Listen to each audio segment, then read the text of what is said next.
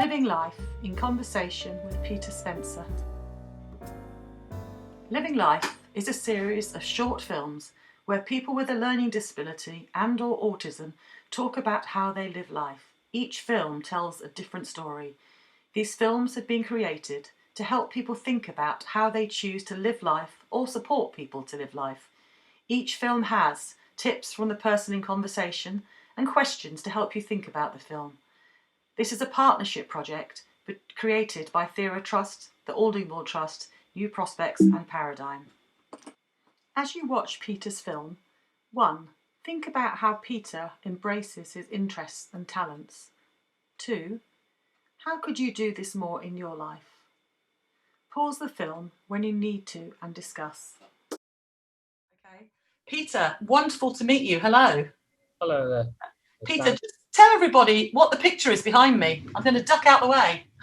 Yeah, of course. Yeah, this is my first picture book called The Bluegaloo. It's The Bluegaloo, which because we it doesn't exist, or does it? Fantastic. Saying is, you wrote this story and you did the artwork. Is that right? Yeah, I did it in 2013 to 2018. I mean, that's an amazing insight to what you love in life, what you're passionate about. We know as well that you attend an art studio, that you've published 2 books, that you're part of the Boredom Busters group, that you're the treasurer for Access All Areas. So you do lots and lots. And during the week, Peter, do you have a structure to your week, the things you enjoy doing? So Yes, yes, I do. Because Mondays I usually help out at the adopter station because that's part of the Aldingbourne Trust. Well, because as a group of us, that we go to different stations, water the flowers, check that they're soft, and we check for dead leaves or weeds and any rubbish, and we just throw them away. Yeah, make the stations more nice and tidy. Yeah, so that's on a Monday. What do you do on a Tuesday? Well, Tuesdays I usually do like a one-to-one time because but like I have a staff member there, and I usually help with the shopping or tidying up my flat or house flat. Yeah, and then we go for a little walk and have a little talk. Yeah. Yeah, that's what I usually do.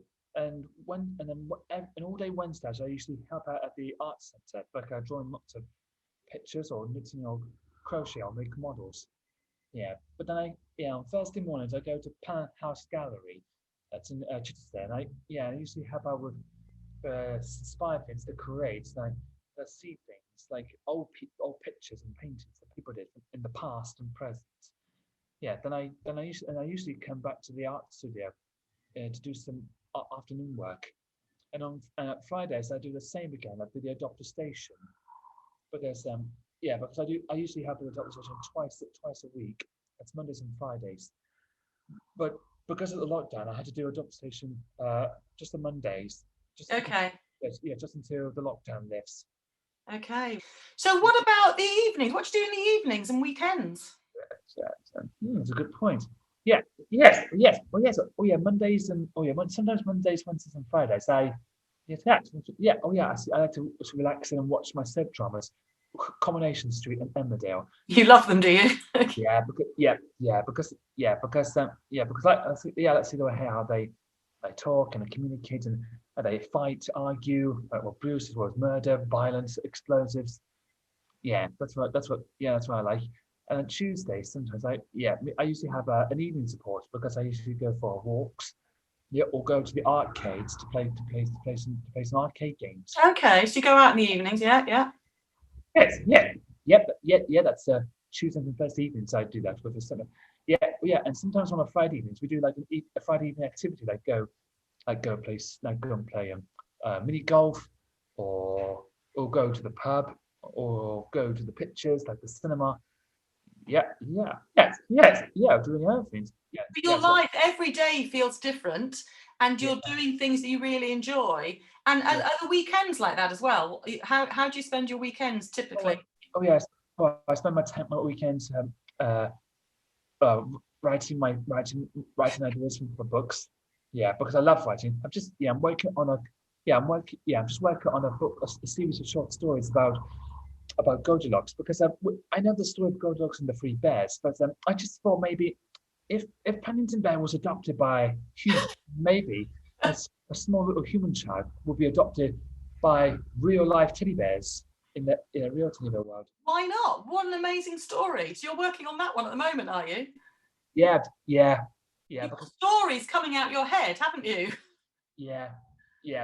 So one more question. Your life, you have so many talents and so many things you're interested in, and you are spending your life doing those things. So you are being part of your community, you're doing stuff to help others, you're getting ideas and you're bringing them to life, you're creating things, you are recycling things, you're doing all of that stuff, which Yeah. is incredible. And there might be lots of people who would love to live a life a bit like yours, not the same, but to be able to follow their dreams and their passions and their interests.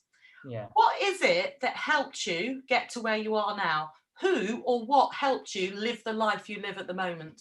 I think my parents and my friends from the past and present helped me, because I think they've been there supporting me very much.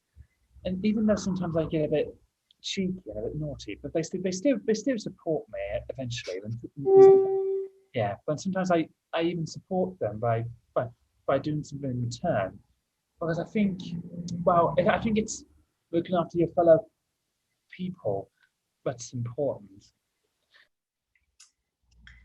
Your life sounds incredible in the way you are doing so much of the stuff you're really passionate about. Do you have something you'd really like to do in the future? Yeah, I think I like doing voiceovers for children's programs in the future. Doing a voiceover. I tell you what, you could probably do that with your amazing book, the one I'm looking at now. What's the name of the character again? The Blue Glue. The Blue. Yeah, yes, yeah. In fact, I did that when I was at a book signing club last year, and was it somewhere in Telford? Yeah, somewhere in Telford. I did that. Fantastic. I love Yeah. it. Yeah. I wrote my story to some children, and I think they really liked it. Okay. Amazing. So you are living your life, doing the things you enjoy, knowing there are people around you, your family and friends that are behind you and supporting you, knowing that there are some people who from Aldingbourne who are there for you to talk to, that can do the practical things about you, you know, living your life, looking after your flat, doing your shopping. You get the practical support there. And so your life then comes together as a full life that is Peter, that is actually, you know, I've got a real sense of who you are and what you love. And that's what I believe every single person wants and needs, to be seen for who they are. No two people are the same, are they, Peter? We're all different. Yeah, we're all different. Well, we believe that many people want their lives to flourish. They want their lives to change in some way. Yeah. What tips would you give to people with autism or learning disabilities about making sure they have dreams and they are supported to bring things to life? What tips would you give them? Let me see. Okay. Oh, so my tip here: if they were me, they would just go for a nice quiet walk on the beach and have a look at the sea there, or the countryside. Yeah. Then just then if you see or hear, then just have a nice little long think, and then just write down what you thought, and then you could, as you look through the rest you wrote, you could dream of an idea to make a good story for people. Peter's tips: go for a walk and have a long think about what you want. Dream an idea, tell someone, and give it a go. Thank you, Peter Spencer.